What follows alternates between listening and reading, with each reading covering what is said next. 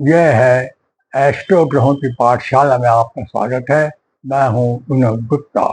आज का ये विषय है, इसमें हम देखेंगे कि जो बड़े बड़े राजयोग होते हैं और उनका फल हमको क्यों नहीं मिलता है, इसका क्या कारण है।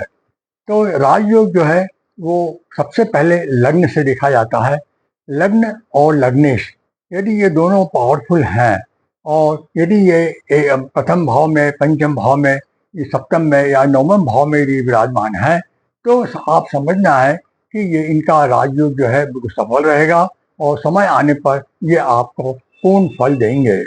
यदि नवम भाव का और पंचम भाव का संबंध बन रहा है, नवम भाव और लग्न का संबंध बन रहा है, तो ये भी एक बहुत बड़ा राजयोग है। और यदि दृष्टि संबंध बन रहा है तो भी ये आपको पूर्ण फल देने के लिए रहेगा।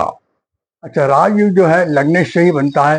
लग्नेश पर काफी निर्भर रहता है।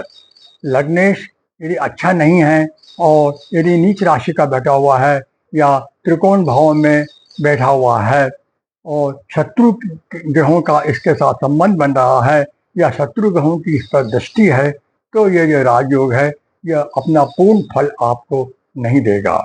इसलिए ये राजयोग होते होते हुए भी आपको इसका पूरा फल नहीं मिलेगा। लग्नेश यदि मजबूत है और लग्नेश लग्न को देखता है तो और त्रिकोण में है और या 11th हाउस में बैठा हुआ है, तो भी यह बहुत बड़ा राजयोग है।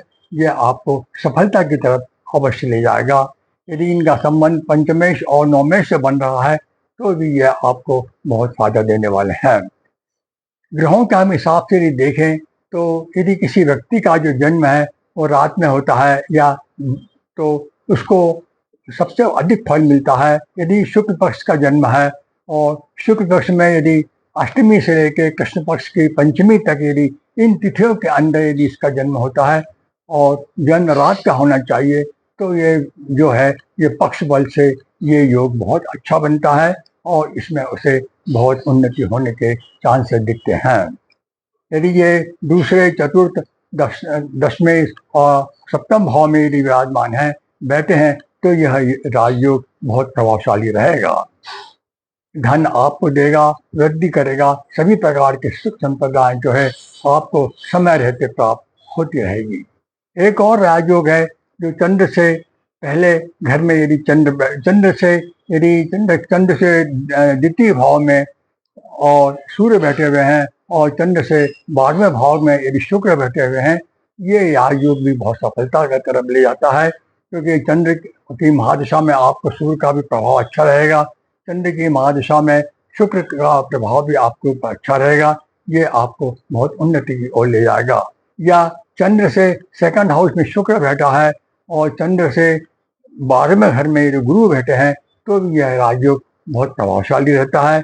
इस प्रकार से व्यक्ति को धन धान्य की उन्नति होती है तथा सभी प्रकार के सुख और मान प्रतिष्ठाएं व्यक्ति को प्राप्त होती रहती है। इस प्रकार मैंने आपको कुछ 2 या 3 राजयोग के बारे में बताया है जो जीवन में यदि आपकी कुंडली में पाए जाते हैं तो ये बहुत प्रभावशाली हैं और आपको जीवन में उन्नति की ओर अवश्य ले जाएंगे।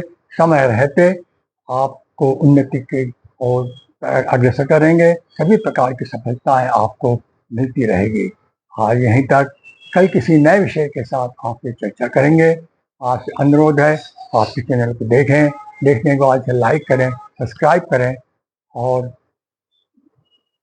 कुछ नया सीखें। आज यहीं तक। जय श्री कृष्ण।